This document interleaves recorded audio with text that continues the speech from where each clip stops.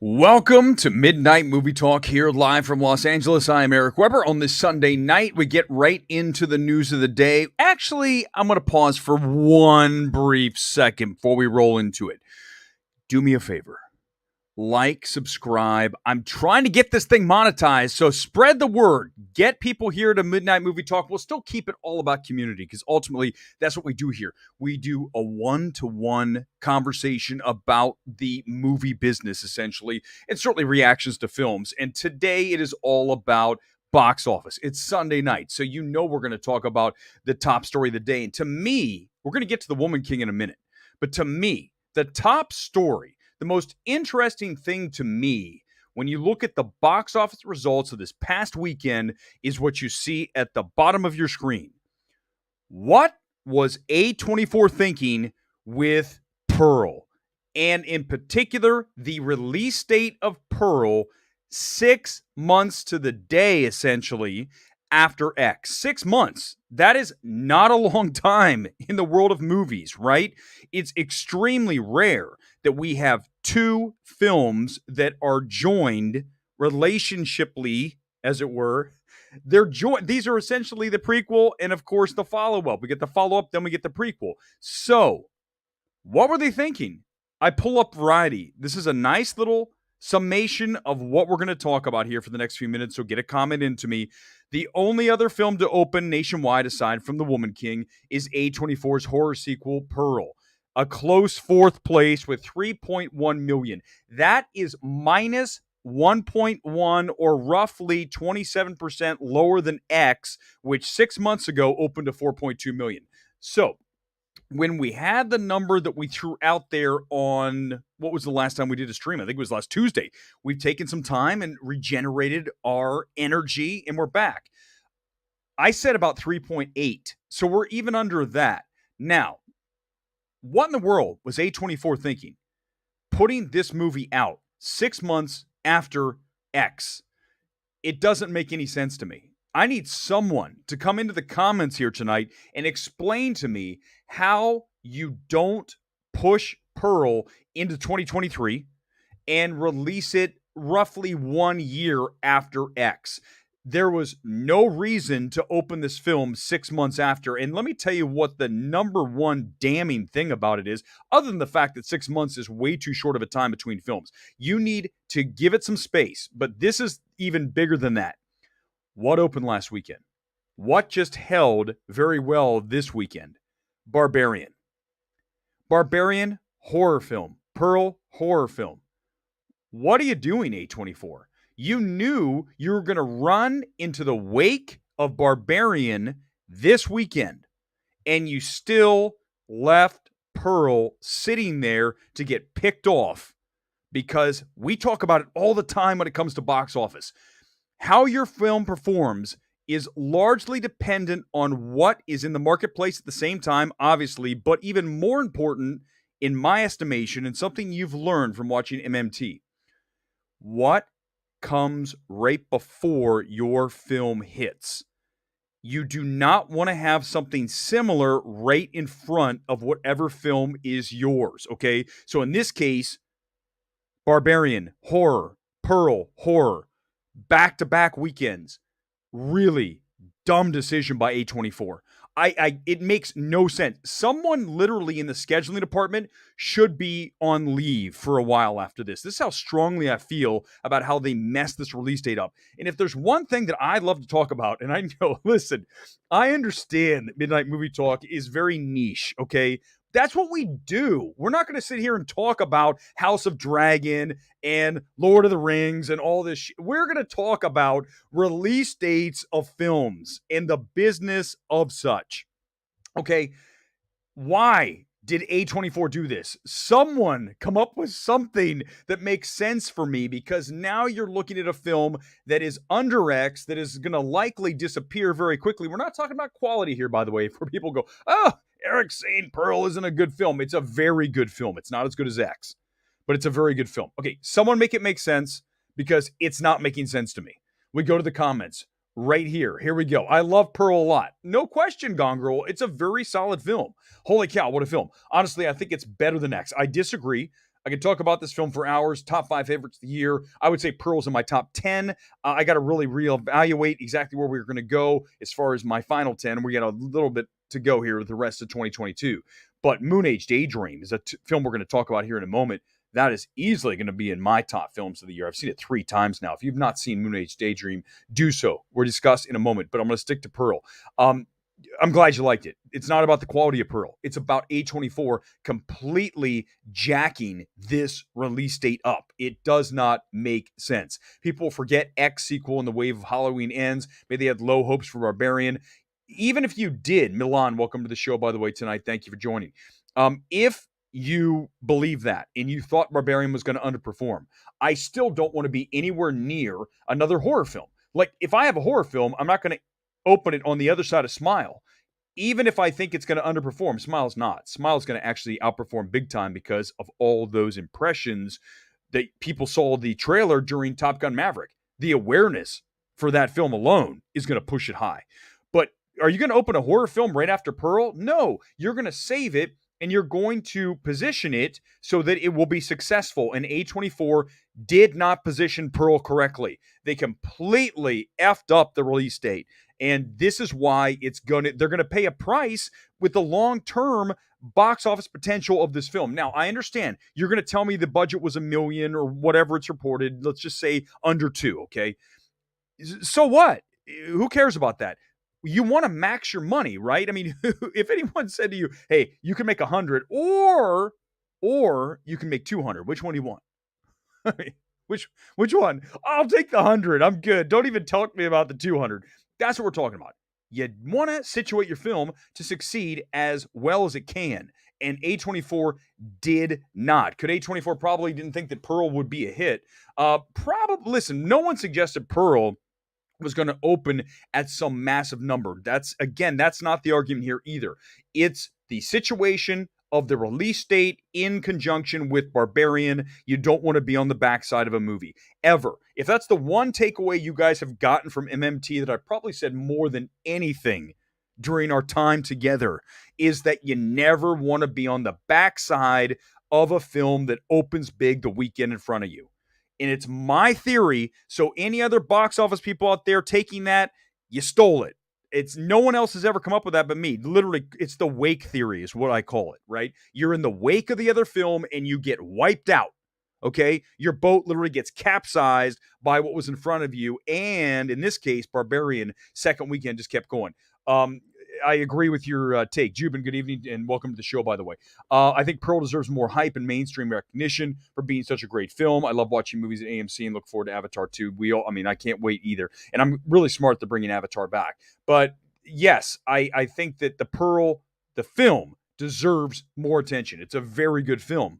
And they just did it wrong, okay, A24. We'll come back to this. I'm going to go to topic number 2 before we get into the full-on, free-for-all discussion here tonight on MMT. Again, thank you for joining. Really appreciate it. Woman King is your number 1 film of the weekend. It comes in at $19 million, which is above projections of about 15 to 18, so we're a little above that. And it really benefited from 2 things. Number 1, it's pretty much the only game in town when it comes to wide new releases. You had Pearl, you had Moonage Daydream, you had See How They Run. None of those films are big competitors to the Woman King. So it benefited from that and from word of mouth. A+ cinema score, which is unheard of. We haven't seen one since Top Gun Maverick, and before that, it's been even longer because it's very rare that you get that perfect grade. By the way, I did submit my cinema score grade for the Woman King on Friday night, and I don't even want to tell you what I put on there, but it wasn't an A+. I think it's a solid film. Do I think it's a great film? No, but there are elements that are very good, such as the young actress who's opposite Viola Davis. I mean, this girl is stellar, and she has to be up to it because she is standing toe-to-toe and throwing haymakers with Viola Davis, who we all know, come on, one of the best actresses in Hollywood, one of the strongest personas, certainly on screen, and you've got to go head-to-head with her. So you better bring it. And this young actress really does so. And I forget her name right now, but I'll pull it up on IMDb. But she is absolutely going to be a star. But The Woman King, number 1 at $19 million. Also, this big topic for me, and it was a big tweet.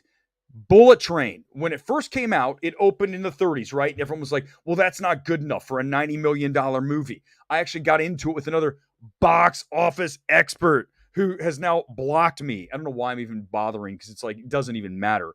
But at the time, I said, first of all, you're wrong. And second of all, stop being biased. Report it factually, which is this. Bullet Train opened at 30, whatever it was, million, okay? 35, 33, whatever the number was. And then you have Lost City opening at about the same.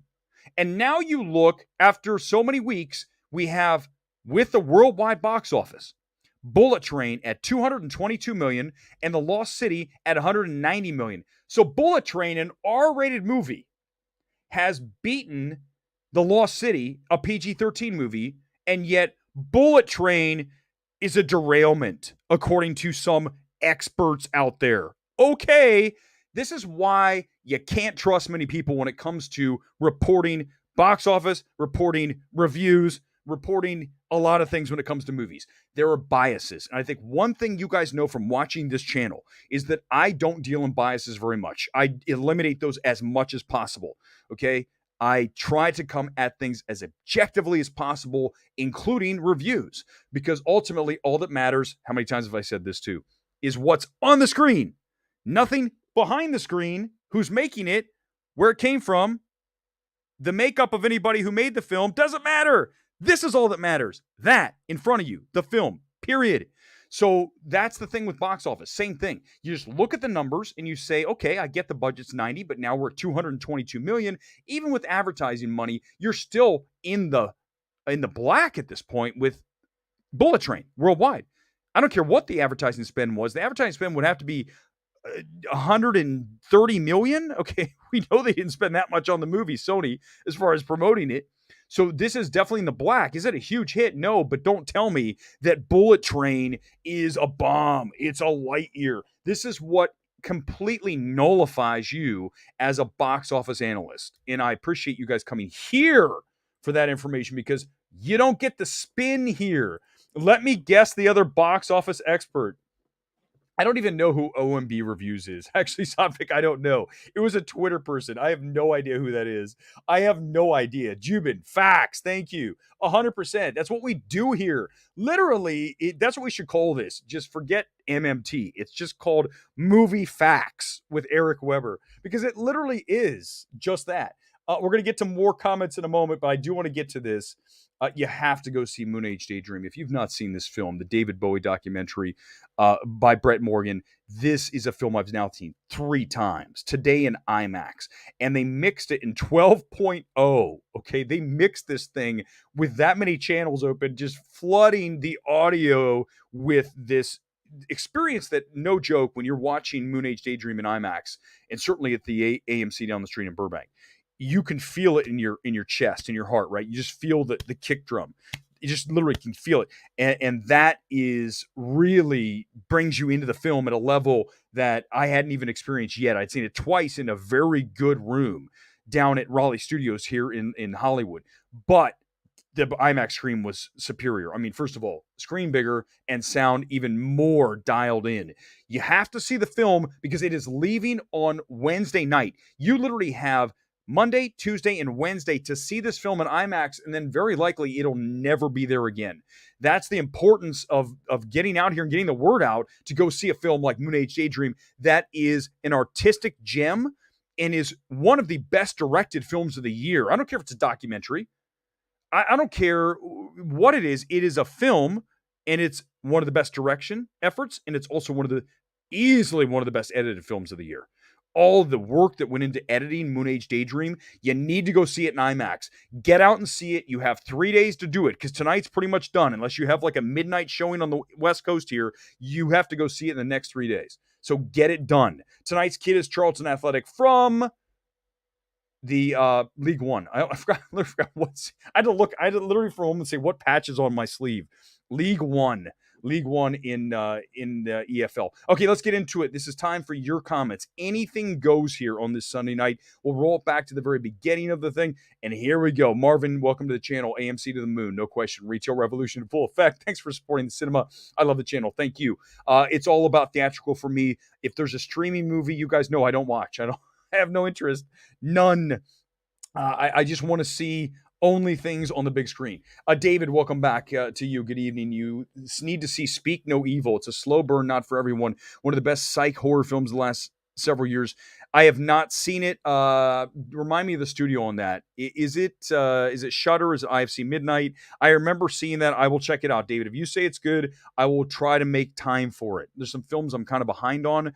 A few of those, I wanted to see Flux Gourmet, didn't get around to it. At some point, I'm going to have to carve out just a day to watch a few of these films I didn't get to, some of the smaller things. Because, truthfully, these are the films that I really want to watch, some of these smaller things, because that's where you find the gems, the hidden gems out there. Ken, good evening to you. Worst part of how dead the past few weeks were. Pearl could have launched late August before Barbarian. Star comment, exactly. Ken, exactly. That is what A24 should have done here. They should have released Pearl ahead of Barbarian or pushed it back into, let's say, even 2 weeks from now, before Halloween ends, and give it a little space from Barbarians. You want to space it out. Listen, I've said it before. You used to be a sports reporter. If you haven't heard that, I used to be a TV sports reporter. Shocking. Listen, it's like a step back jumper, okay? You need to create space between you and the defender to get your shot off. And A24 did not give Pearl any space. And they put the ball up and it was shoved right back in their face because they put it up against Barbarian second weekend and it held very well. And Pearl just went down to a point where it was almost 25%, actually more than 25% lower than X's opening 6 months ago. So 2 huge mistakes by A24 here. 1, bad release date, the actual running into Barbarian. And 2, why are you putting Pearl out 6 months after X? It makes no sense. You wait a year. You do not put it out 6 months later. You know the last time a studio did this? Here we go. This is the analysis you get nowhere else. The last time a studio tried something like this, and it failed spectacularly. Does anyone know? Shout it if you know. We had a film come out, and then another film that was in the same universe come out within 5 months of one another, and the second film did not do anything like what they thought. No, it's not Marvel, but you're close. It's another very big franchise. Solo. Disney put Solo out 5 months after Last Jedi, right? Whatever was before that. Was it Last Jedi or Force? I don't remember. Whatever it was. The other Star Wars movie in front of it. The point is, Solo suffered because it was 2 Star Wars films in 5 months. And Star Wars suffered. So do you think that the X cinematic universe is not going to suffer with 2 films in 6 months? And I just don't get it. A24, you have people to get paid money to make these decisions. I should not be here on a Sunday night from a studio in Los Angeles down the street from your offices coming up with better suggestions and better ideas for how to schedule your films. That should never happen in a zillion years. How do these people have jobs? Make it make sense to me. This is what listen, I'm not going to lie to you guys. I told you at the beginning of the thing. This is what Midnight Movie Talk does. We drill down on niche things. So I appreciate that you love that. This is for a very select audience, and you are one of the people, and I'm so happy you're here. Okay, so Flux is on Shudder. They're both on Shudder. Okay. I don't have Shudder. I should probably look into it. But I'm telling you, I'm so worked up over this Pearl release date thing. It's so I gotta laugh because it is so specific. I had a comment with another person who's on YouTube. I'm not gonna say YouTuber because that sounds terrible. I can't even use that. But they said, "Hey, your channel. I love your comments and your your stuff and this and that. But, if you broadened out your show to talk about House of Dragon and Lord of the Rings and all these big things, then you would grow immeasurably. I'm like, but that's the thing. I don't want to talk about that shit. I want to talk about A24 fucking up Pearl's release date. Is that okay? That's what makes this and me. I mean, come on, man. That's what we do. We don't talk about that stuff. Jubin, again, I agree with your take. I think I already used this. I'm so worked up. I'm just grabbing anything I can get. Woman King, better or worse than Top Gun in your opinion? Definitely not as strong. Woman King's not nearly as strong as Top Gun. Okay, let's make sure that's 100% clear. And this is an objective take. Okay, this is the filmmaking alone on Maverick is superior to The Woman King. The Woman King is a solid film. Okay, again, the young actress here, I got to pull up her name. She is very good, okay? And so is Viola Davis. But when you put Woman King and Maverick in a cage match and you say which is the superior film, and you're talking about overall craftsmanship, you're talking about performances. I think performances in Woman King are very good, but I'd say Maverick even a little stronger. When you look at all that and you look at just the overall product, okay, I would give Maverick the advantage on virtually anything that you want to put it head to head on. I mean, let's start with something as simple as the score, which is not that simple, by the way. The score for The Woman King, I came out and this is my first tweet. The score for The Woman King makes it a worse movie, which is literally the number one thing you cannot have happen with any score. A score should never lessen a film. And yet here it is, this meandering, overscored thing that just you're watching the scene. It's supposed to be this emotionally, complex scene and you're into it. And then you just hear this. I'm like, who scored this? And do they even know how to write and compose music? That's how generic and forgettable the score is. And I think it's really interesting. I would love to go back and watch The Woman King with that score literally ripped out, just extracted from the film and shoved in someone else who had more artistic vision in their composition. It would instantly make The Woman King better. That's the first thing. So, yeah, no, Top Gun Maverick is absolutely a better film. It's a solid film, right, Gone Girl? Woman King's a solid film. The young actress can act. She's on par with Viola Davis, no question.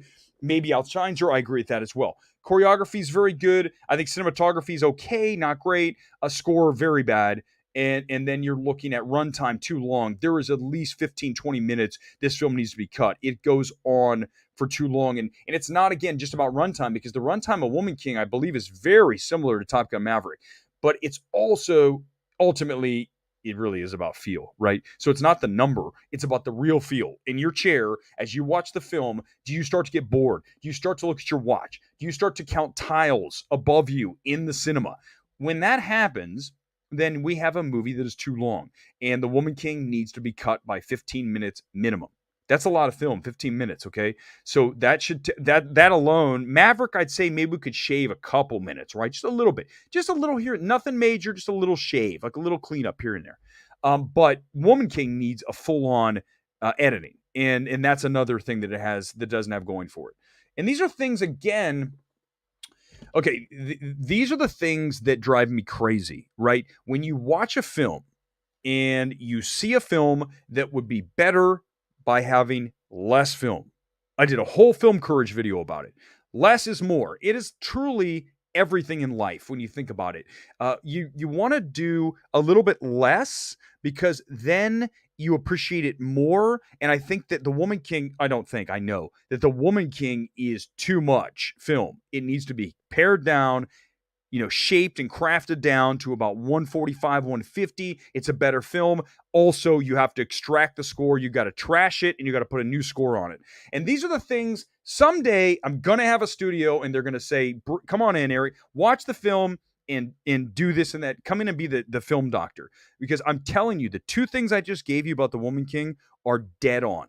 I am 1000% certain that it's overlong and the score's bad. I am not just 1,000. I am. What's higher than 1,000%? I know you can't go higher than 100. I get it, But I am so certain that these two things are not great in the film. And this is it's so maddening when you watch a film. You're just like, what is going on? If your cinema score, Aaliyah, good evening to you. If the cinema score for The Woman King was an A plus makes sense. If you gave it a B, the grade should have been an A or A minus. Okay, do you want me to be I'm going to be honest with you, because listen, when I do my cinema scoring, I do not grade on a curve. Okay, so cinema score grades on a curve, as you guys know, cinema score is almost always in the higher levels. Okay, anytime you get below a B plus, it's not good unless it's horror. And in this case, Pearl got a B minus, which is actually for horror decent. Okay, but for everything else, you want to see it at B plus or above. So I'm staring at 5 choices, right? I've got A, B, C, D, or E, or F. Excuse me. E. I guess some grading systems are E's.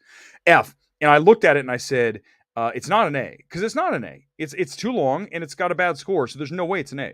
So I said B. I gave it a B. So it got an A plus.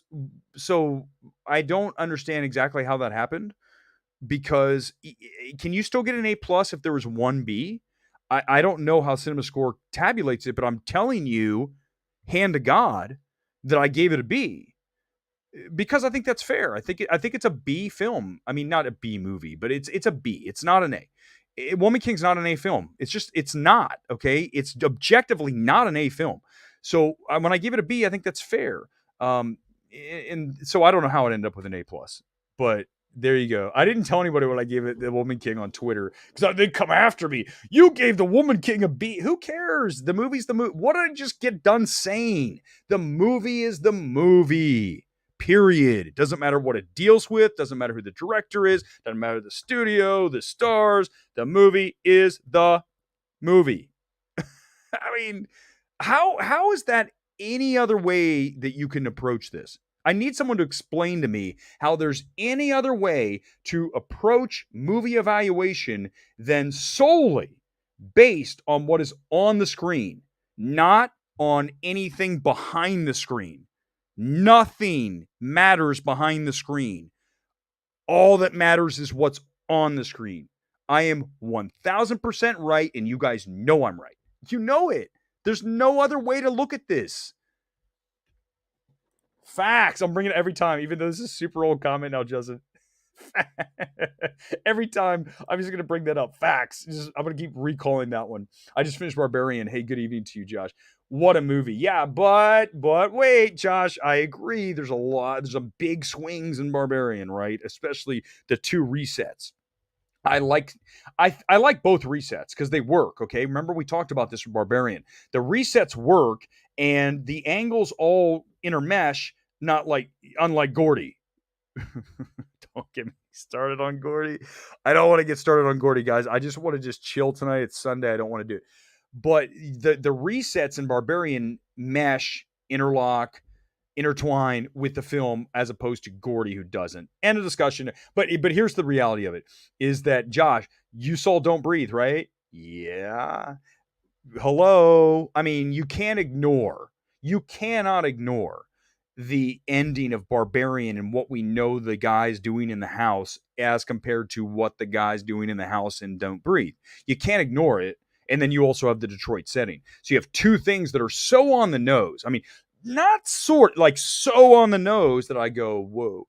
But I do love the ambition of the film, and I think it's very well directed. Zach Krager did a very good job directing it. It looks good. It's got some really nice camera moves, cinematography, edits, and I love the restarts, and ultimately the balls of trying to pull that off, and I think largely it works. I just think the derivative nature of it being so similar in overall feel to Don't Breathe. I know it's not the same film. I get it. It's not a blind man in there. The kids didn't break into that. I get it. But I'm just talking about the actual evil doings of the inhabitant of the house is identical, essentially.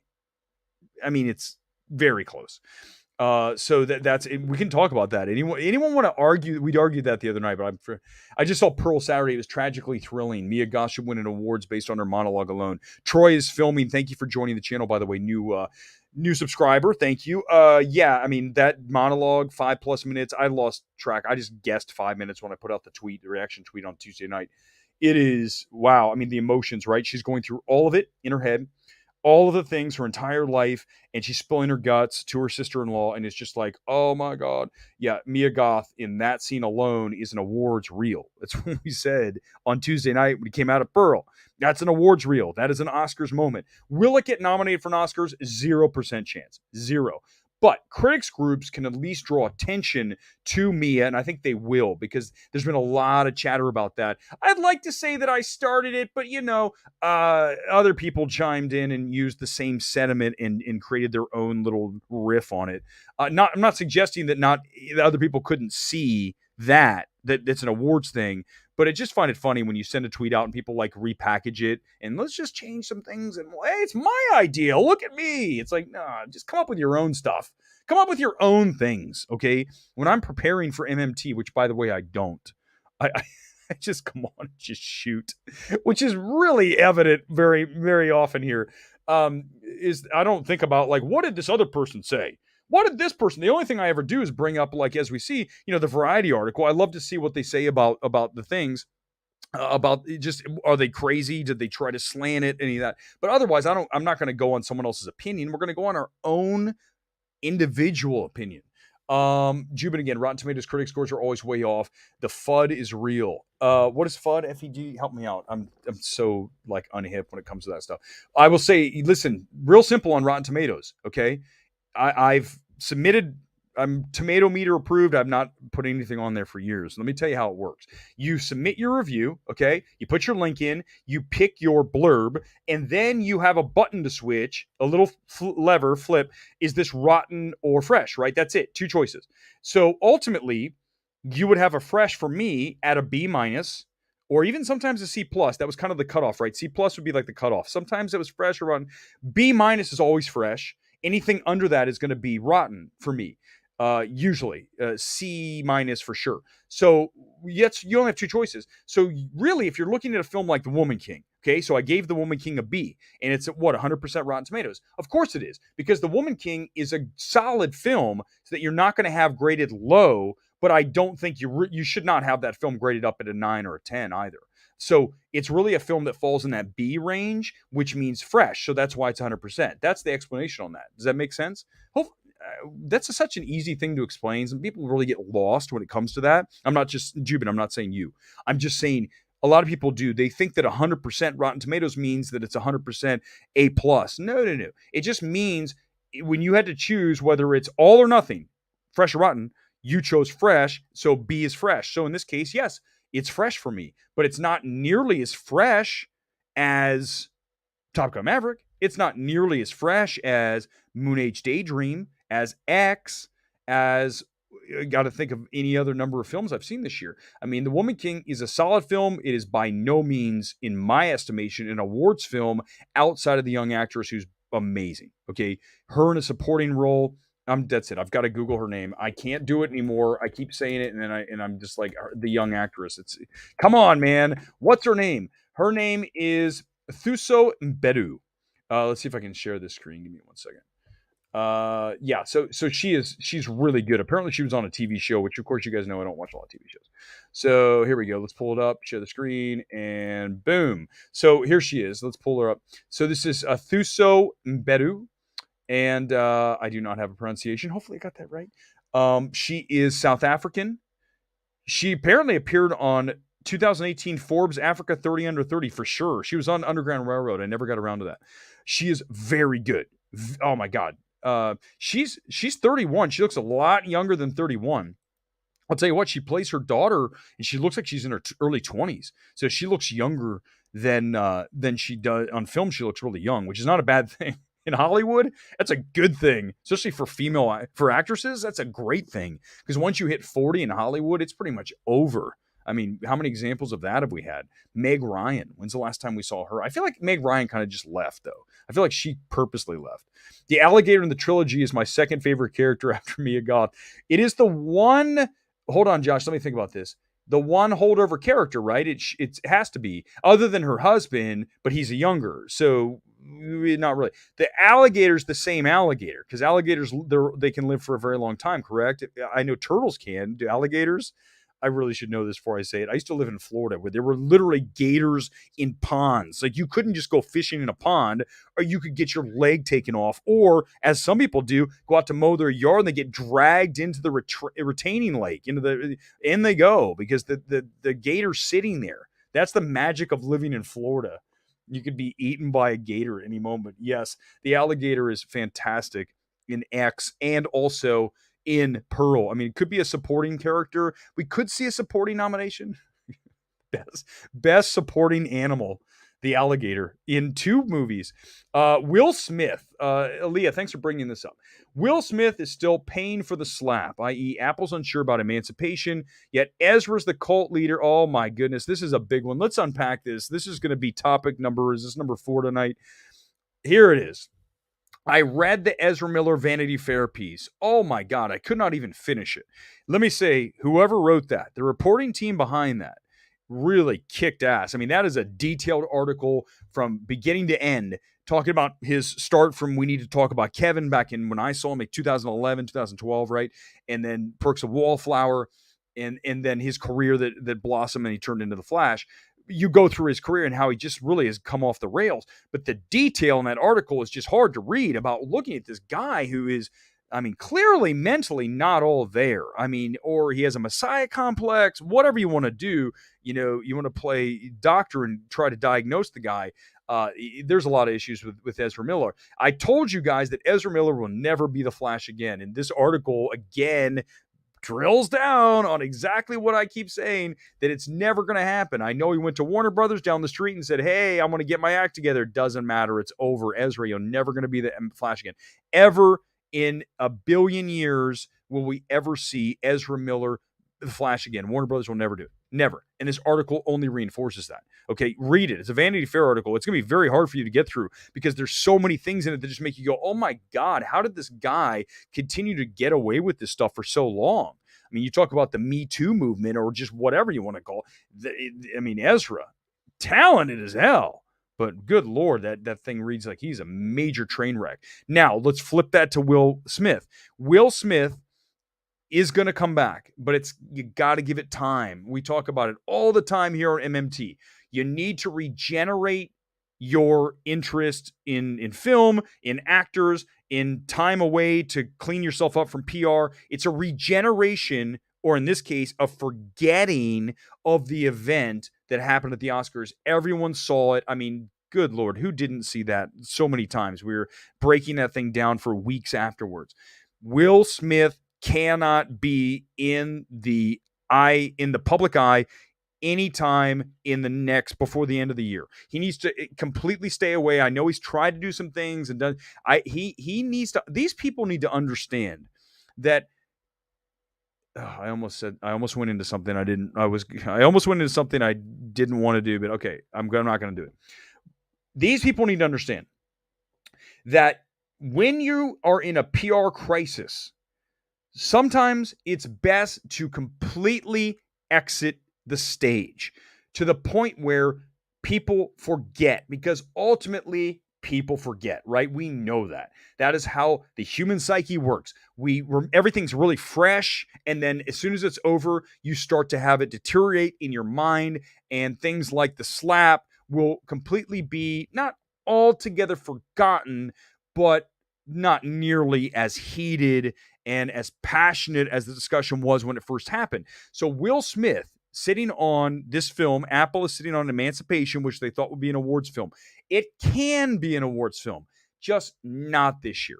You have to push Emancipation into 2023. I think it's really that simple. It's not like the film has to be scrapped. It's not like you have to get rid of it and say it's never going to see the light of girl. We're going to go Batgirl on Emancipation. No, but you have to understand that you need time away, and Will Smith needs to go to timeout, whether he wants to or not. If I'm his PR person, which, by the way, my services are available, I would tell him to get out of the limelight, get away from anyone that can find you, go on a vacation to Italy, find some remote town, and he has the money, rent a joint for an entire, let's go 8 months until at least Oscars next year, and then you can think about resurfacing. This whole like, oh, I'll give it a week or two. That's not enough time. If it's a small event, if it's something small, like let's say I came on the stream and said something stupid, then maybe I would go down for a night or two, or like, let's take a week off. But if I came on and did something horrendous, then I probably wouldn't come on for a while, right? And Will Smith slapped him hard. Chris Rock nailed him in the face with a right hand slap that was vicious. And I'm sorry, that just is not acceptable. I don't care whatever world you live in, it's unacceptable. And so is if Harry Styles spit on Chris Pine. Okay. I don't know if it happened, but it's totally unacceptable, right? We know that. But Will Smith needs to understand that that was really bad. So he needs to go away for a while. And I think that's the thing. I feel like ultimately, I've never watched Ray Donovan, but wasn't he a fixer? Isn't Ray Donovan? Someone tell me, is Ray Donovan a fixer? He goes in and does. I want to do that. Forget what I want to go into whatever it is situation. I'm like Hollywood's fixer, and they call me in and say, "What would you do here, Eric? This is our situation, and preferably it'd be a film. Here's the film. We're having a real problem with this. This isn't working." I'd be like, "Well, first of all, yeah, your film needs to be cut by 15 minutes. You got to do this, this, and this. This doesn't make sense. You don't really need this scene. Let's stitch that together. Let's bring it like that, and let's see about changing the score. Can we cut that performance down because it's not that great?" You see what I'm saying? We're doing the doctoring here. And in this case, for Will Smith, I would be the Hollywood fixer, the Ray Donovan. I hope to God Ray Donovan's a fixer. That I would come into Will Smith, sit down in his trailer if he was on a shoot, and say, "Listen, the movie's over. We're not shooting the movie right now. You're going to have to go into hiding for at least 8 months. I would say minimum 8, and let's reconvene in 8 months. You got my cell phone here, but unfortunately, because of what happened last night, the optics are really bad, and you've got to just go away for a while." And then they would be like, "Eric, here's your money. Here's your $10,000 for coming and telling Will exactly what it is." By the way, it'd be more than that, because that's worth way more than $10K. If I save his career by telling him to get away for 8 months, I want like $50K to walk in there and give the speech, because you guys know the truth. I'm telling you, I would. I would walk right into Will Smith and I'd tell him that, because that's who you guys know that. I know you know that I would literally do that. You'd be like, "Oh my God, Eric's not going to do that." Yeah, I am. I'm going to walk right in there. I'm going to tell Will he's got to go away for 8 months. The fixer. Is Ray Donovan a fixer? Did someone tell me? Yes, Josh. Ray Donovan was a fixer. I never even watched the show, but I gathered that he was a fixer of some sort. So I am the Ray Donovan of Hollywood, only like for stars and movies, not for like underhanded shit. I'm not going to go in with a gun and extract somebody. That's not what I'm not Brad Pitt in The Lost City. I'm going to be a Hollywood fixer that comes in and tells these people what the truth is, right? And that's ultimately the superpower that you have, is the ability to tell people and cut through the bullshit and say your movie's not good. Russo, oh, you're making me do it. You guys have made me do it here tonight. You made me break out. How many times have we gone back to the Gray Man box? I would walk into the Russos again and again, and I'd say, "Russos, the Gray Man is so poorly edited. You've got to re-edit this movie. It's so horrifically done." And why wouldn't I? Because it's terrible. Worst edited film I've seen in forever. And that's the role that someone needs to take over at Netflix. If you need to, then call me in to be Ray Donovan. I have no problem with that. I will fully do that. Well said. Read my chat about Will Smith. Thank you. I again did not even prepare for that. Aaliyah, that's the beauty. Sometimes we really nail it, and other times like, what the hell are you on tonight, Eric? That's the magic of Midnight Movie Talk. I think I got that pretty well there. Ezra Miller he's done. Ezra Miller's done. Certainly is the Flash. Will Smith's not done. He just needs time away. Ezra needs time plus prayers.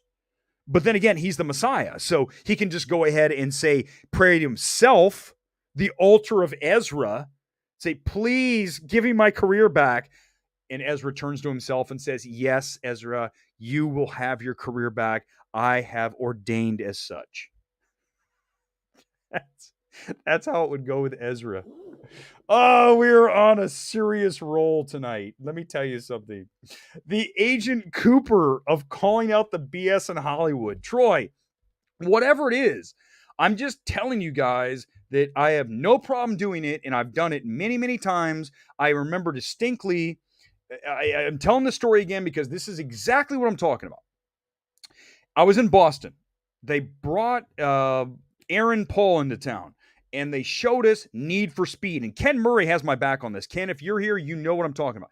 So Aaron Paul comes in. You guys remember Need for Speed, the video game adaptation that I think Paramount made, and they put Aaron Paul as the lead. And the first thing I noticed when I watched the film is I like Aaron Paul. He's very good. He's a great actor. Please, I hope this doesn't come off as mean, but again, if I'm going to be the Agent Cooper of Hollywood, then I have to come in and say, I don't know who the hell Agent Cooper is. I have to say the truth, and here's the truth. Aaron Paul's not a leading man. Aaron Paul is a supporting character, okay? Aaron Paul does not have the genetic structure of a leading man, right? Give me a thumbs up if I'm right. Give me a thumbs up or hit me in the comments and so Aaron Paul is a great supporting character. He is not a great lead, but in Need for Speed, he's playing this badass who drives these cars and he wears like 1,000 different jackets in the movie, okay? So I digress. I watched Need for Speed, didn't love the film, didn't love it. And the studio was like, hey, we got Aaron Paul. You agreed to do the interview. Can you come into the hotel and interview him? Ken, back me up on this. And this is the best. Eric, Ken, listen to this. I walked into the room and you know I didn't like the movie. And you guys know what I say about when I don't like a movie. I cannot tell you I like it. It goes against my core. I can't do it. It is Jim Carrey and Liar Liar. All of a sudden I just go, I can't do it. So I looked at Aaron and I said, first question, I'm not kidding you. The first question was, did you count how many different jackets you had on in the movie? He laughed. He goes, where are we going? Oh God, where are we going? Okay.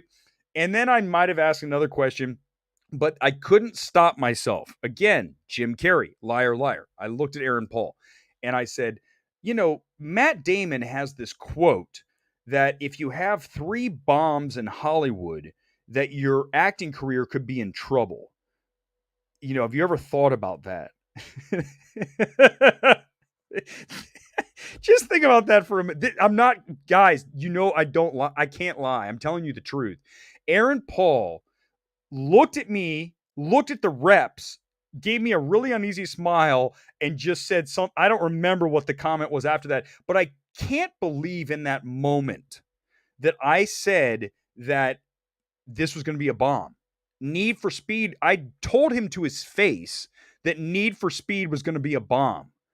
Now, Aaron Paul probably didn't like that conversation that day, and I would never, ever get to interview him again. But I guarantee, A, he never forgot me, and B, if he did forget me, he'll remember exactly what I said because Need for Speed was a bomb, and Aaron Paul was never in another major motion picture as the lead. And I'm not saying I'm happy about that. I'm bringing it back to being real. And ultimately, if I'm an agent, I probably should just be an agent, for God's sake, is tell Aaron Paul, you're a fantastic supporting character, but you are not a lead. Anyone want to go against that? Anyone want to say that's wrong? Yeah, right, Troy. That was great. Need for Speed was a good movie. JT, get out of here with that. Get out of here. Ken, I interviewed Aaron for that. Took the audience to the bar after. Did he really? No, he's the coolest guy ever. You asked him how many times he's gotten beaten up in TV shows and films because Aaron Paul gets beaten up and everything. That's true. I'm sure he was beaten up in that. I forgot the film already. Thank you for bringing this up, JT. Amsterdam. I'm going to see it tomorrow. I don't think we'll do a stream tomorrow. Let's do an Amsterdam stream on Tuesday, because that way I can watch the movie and just chill and give me a day to just, have some downtime. And then we will do an Amsterdam stream on Tuesday night. I think there's a review embargo in place, but we'll do a social embargo show. Now, I might change my mind after coming out of Amsterdam and want to go off on the film tomorrow night in a social media style. If that's the case, be paying attention. We might be live tomorrow night, a little, 9:15, 9:30, because I'm going to see Amsterdam. but it's a social media embargo. But if I'm really have strong opinions about it, I might not be able to hold myself until Tuesday. So yes, be ready for that.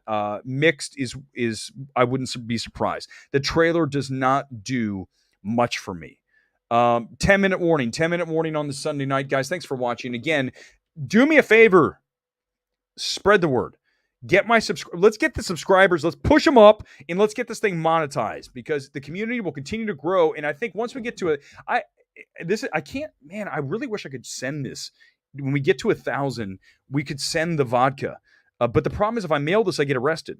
Did I tell you guys? You can't mail liquor. This is the Skull vodka from Midsummer. If I mail this to you, then I will be arrested. But if I mail the Moose, I can't. This is my good luck charm. He's been here from day one, from Mitchell's vs. Machines. I will find something. You guys, I've got 1 million FYC items. I'm getting a ton of stuff right now. So as soon as I start getting all this new stuff, I promise you, once we get to 1,000 and start climbing, there will be giveaways every week for FYC shit. I don't even want the stuff. I want it out of my house, and you will get it. You'll be the recipient, but you have to help to push this thing forward, even though I love all of you and we're very niche. So let's keep it that way. Let's not talk about, whatever. What's the dragon? House of Dragon. What's the dragon show? You guys know you're on this own little thing here. We're talking about Pearl release dates and Bullet Train not being a total derailment versus House of Dragon and Lord of the Rings. I could be like that one YouTube guy who's popped up on my screen tonight in front of the movie.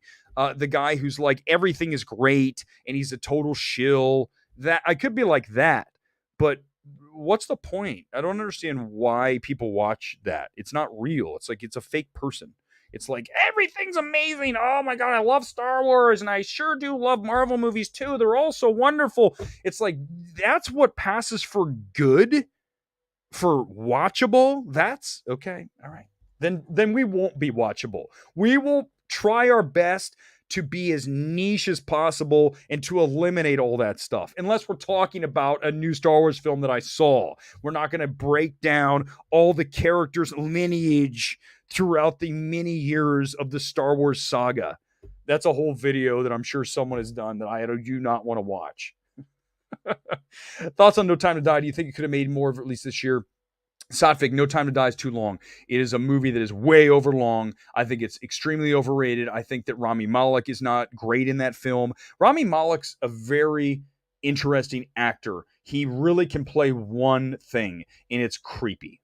Right? Rami Malek is just naturally creepy. I ran into him at the mall about 2 years ago here in Los Angeles. I'm not going to say he looked creepy, but he just, seen him in person too. He's not. Another example, Aaron Paul supporting, Rami Malek supporting, unless Rami is playing a very famous rock singer. Otherwise, supporting. So when you look at these actors, you really are looking at people that are not, the featured. And Rami Malek is in a supporting role here, but he just is just one thing. He's creepy. He doesn't do much for me beyond that. He's very good in films like Short Term 12. Oh my God, I love Short Term 12. If you haven't seen Short Term 12, please watch the film. I know it's a big film Twitter thing, but I want to tell you something. I was on Short Term 12 when it was out in 2012. It's 12, I believe. Maybe it's 13. It's 12. I'm pretty sure 12. When it was out, I was on top of Short Term 12. I said, this is a great movie. And everyone in this film was on point. And look who came out of that. Rami Malek and what's her name? Captain Marvel. My God, Brie Larson. And who else? There's more. Caitlin Deaver. There's a whole bunch. There's more I'm missing. Oh, Lakeith Stanfield. This movie has so many great actors in it. But yeah, No Time to Die is not a great movie. By the way, it's down here in the corner. No Time to Die is like right out of screen, and it's proof that I don't love the movie that much. You can't see it. It's not on the FYC screening in the main area. Remember, when we have about 5 minutes here. When we get to the big time screeners, when we get to like Maverick, we're going to put it right here. But again, I'm selling this spot. If you want to feature your film here, we will sell these high value real estate, right? These are really high end real estate area right here. So this whole box area, starting with Summer of Soul, La La Land, Dune, Rocket Man. The Rocket Man's a little low. Lego Movie. This is really high value real estate. So we're going to put your film up here if you want to promote it. but you're going to have to pay. I mean, that's the wall's not free, and this for now it's free. Once we get monetized, none of this shit's free. None of it. Your comments are going to cost money. I'm just kidding. Totally kidding. Rewatch Calvary and In Bruges this weekend. Brendan Gleeson's underrated. I want to know if Calvary is as bad as The Unforgiven. Are there things in Calvary? Because I don't even remember if I watched Calvary. Unforgiven so bad. The closing credits and the opening credits, and then some of the directorial choices, cinematography. The Unforgiven is one of the most laughable movies of the year, and he also directed Calvary, but I don't even remember going to watching that movie. So I don't remember. Tell me if you noticed anything in the direction that was bad. But yeah, Gleeson's amazing. Troy, again, I don't mean to bring up old movies, relatively old, but you sum up Nope. I've got a whole video on Nope. Search for it in the content. Trust me, like a whole hour-long discussion. In fact, the other night we went into Gordy, like hardcore. I don't think I can do it again. I don't have the energy. But just look. Nope, we talked about maybe last Sunday. I think we talked about Nope. And then go back and look. We have more Nope stuff. But yeah, Nope is a very well-crafted film that doesn't fully coalesce as a screenplay. So it's short and long of my thoughts on Nope. But no, feel free. Chris Stuckman, and sorry, but the Star Wars community is chaotic. I'll bet it is. I don't want to. I'm not going to badmouth Chris Stuckman. He seems like a nice guy. But I will say this. I'm only going to say this one time, and you guys can tell me I'm wrong. Chris Stuckman's kind of a little boring, isn't he? Is that his appeal? I don't understand. I just find him a little snoozy, but no offense, but he has lots of people that watch him, so I can't. Again, anyone who's successful is awesome. It's great, good. What are all the films at premiere festivals? Do the release dates help them at the box office? Positive reviews. The festivals are really simple. They're done, right? You had Telluride, you had Toronto, and you had Venice. They're done. So now you're trying to carry over the buzz from that into your fall award season. So you look at A Fabelmans that just won People's Choice Awards at Toronto, TIFF. They just announced that today. So now Universal is going to try to continue that. They've got a hard journey ahead of them because it doesn't come out for a while, right? It's a December date, if I'm not mistaken, on Fabelmans. Or is it Thanksgiving? She said's before, I believe. Whatever it is, you got to drag it. So whenever you have a film that you have to bring all the way through award season when it debuts at Toronto, that's not easy. So what they sometimes like to do is debut it, then let it rest for a second, and then bring it back up. So I could see them like almost go full throttle on Fabelmans, throttle down, and then full throttle up sometime in like mid-October. That could be what we see. I think that would be a smart move. Again, the Ray Donovan here would fix your film and tell you how to do that. I could run through your entire awards campaign. I know you have people that do it, but no one can do it like me. No one's nearly as cagey as me, that's for sure. Okay, we have a 5-minute warning. 5-minute, Kevin. Avatar: Way of Water, Black Panther, Wakanda Forever, going to be the biggest hits of the year. Black Panther setting up to be a huge hit because we had the downtime from the MCU, which is huge. You need that. You got it. Now it's going to hit huge. And Black Adam will do well too because of this lull. I mean, Woman King, 19 million. Come on, it's okay, but it's not like it's 100. We are not going to have a huge opening. Don't worry, Darling's going to do well next weekend, by the way. I'm calling it. It really is. Less than 5. 3-minute warning. 3-minute warning. 3,000 years along, you should get prime real estate. No way. 3,000. Ken, 3,000 years. This is the first time we're ever going to disagree. I think 3,000 Years of Longing is boring. Now, if it has a super cool box, then I will definitely put it up there. Like if it's a really awesome looking box, like La La Land looks great, Stars Born. I have Ghost Story because I love Ghost Story. Up's a great cover. Annette, I love Annette. It's up there. Dune. You know, sometimes it's the cover and the film. Sometimes it's just the film. Good Time. I mean, the cover's cool, but Good Time kicks ass. I mean, Good Time's one of my favorite films on this entire wall, along with Ghost Story. And I need Drive. I don't have Drive. I got to dig out Drive from my box somewhere. That's like over 10 years ago. November 11th. Okay, so yeah, throttle down, throttle back up. That's what Universal's going to do with it. All right, 2-minute warning. Last comments. Let's get into it. Oh, Ken, you hated it. Good. It is boring. 3,000 Years of Longing is just dull. It's extremely dull. Kevin, Best Actress nomination for Olivia Colman, Cate Blanchett, Viola Davis. I don't think Viola Davis gets in for Woman King. It's just not. The movie's not strong enough. It's not strong enough. It's not. It's just. I'm sorry. I'm not saying she's not. Again, I think the girl This Embedded is amazing, but the movie's not strong enough. It's not. Let's. This will. Woman King's not an awards film. It's not. It's not strong enough. It's not. It's not a bad movie. It's just not at the awards level. When I'm looking for an awards film, I'm looking. You got to at least be in the A range. You have to be at an A.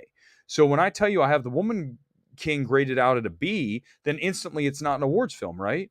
So in my estimation, now I know there might be others, but you can't tell me after watching the Woman King. By the way, I'm getting super tired. I guess I'm just like, can you tell me? Listen, the Woman King cinematography's okay, score's bad, runtime's overlong. It's just not an A movie. It is a B movie, and there's again not a B movie. It's a B graded movie. It's a solid movie. It's not a great movie, and I think that it's not going to happen. I would be very surprised if the Woman King ends up as like a Best Picture. If it does, I don't think it belongs there. I'll just say that straight up. It just doesn't belong there. You're correct about Don't Worry, Darling. This dovetails perfectly into Tuesday night. Thursday night showtimes are selling very well. Thank you, Everett, for joining the channel, by the way, as well. Don't Worry, Darling is going to be a hit. Okay, I promise you that. Also, Pearl should have come out in January. Thank you, James. Where were you earlier when I was on my Pearl rant? A24, go back to the beginning of the stream. A24 jacked up Pearl's release date. Back to Don't Worry, Darling. We'll do a stream about this, obviously, on Thursday when it comes out. I can't wait for you guys to talk. We're going to discuss Don't Worry, Darling hardcore here on Thursday night because it is a much better film than a lot of you are hearing. I promise you that it is solid. I promise you. And I would have Don't Worry, Darling graded out ahead of Woman King as well. Yeah, I would. I absolutely would. So when you look at Don't Worry, Darling, it's in a very good spot because it has a lot of buzz, whether it's negative buzz or bad buzz or the spit buzz. It doesn't matter. Buzz is buzz, and buzz sells tickets. And Don't Worry, Darling will outperform. We'll discuss it on Tuesday, maybe tomorrow, but likely Tuesday for Amsterdam night, which I see tomorrow. And then we'll discuss all of that coming out throughout the week here on Midnight Movie Talk. Again, please like, subscribe, share. Get it out there. Once we get to 1,000, you guys, I'm not kidding you. FYC shit's going to get full. I'm on it out of my house. I'm going to send screenplays. I'm going to send posters, like random knickknacks, such as the bottle of vodka. But I can't send the bottle of vodka. If I do, then I'm going to get arrested. Hold on. Okay, this is the first time I'm going to exit the chair and go into the other room to get an FYC item. I'll show you what you can win if we get to 1,000 subscribers. Here it is. Hold on. Give me a second. I got to get into the other room. All right. Here we go. I'll get it. I promise. I got to find it. Let's see. What do we have here? Random FYC item. Yeah, let's see. There's too much crap in here. Okay. This... Okay, there it is, the chair. I come coming back into the chair. This is like the highest rated segment ever. That was fun. Okay, so these are just a sampling. Now, I couldn't really, the shelf has so much crap on it. Okay, these are two of the things you could win if we get to 1,000 subscribers. You could win a Cold War 45. Do you guys remember Cold War is badass film? It's a 45 single. It's a vinyl single of the song in the film. Things like this year's FYC things. What if I had a Maverick FYC thing? Wouldn't you want that? Like a Top Gun Maverick like shirt? I mean, you would be like, hell yeah. Or a can of Acapulco, which is the beer from Palm Springs, which I think is horribly overrated, but I've never opened. It's unopened. But again, if I mail you the Acapulco or the Skull, I get arrested because you cannot mail alcohol in the mail. And with my luck, one of you be like 16, and then it would show up, and then your parents would come after me and say, "Why are you getting a can of beer in the mail?" So we won't be mailing alcohol, but help me get there, guys. Share the love. I'll see you back here likely on Tuesday. Check back tomorrow just in case we're doing an Amsterdam stream. But I appreciate you guys watching. As always, MMT is done for the night. It is out. Good night. God bless. See you likely Tuesday. Maybe tomorrow. Likely Tuesday. Bye.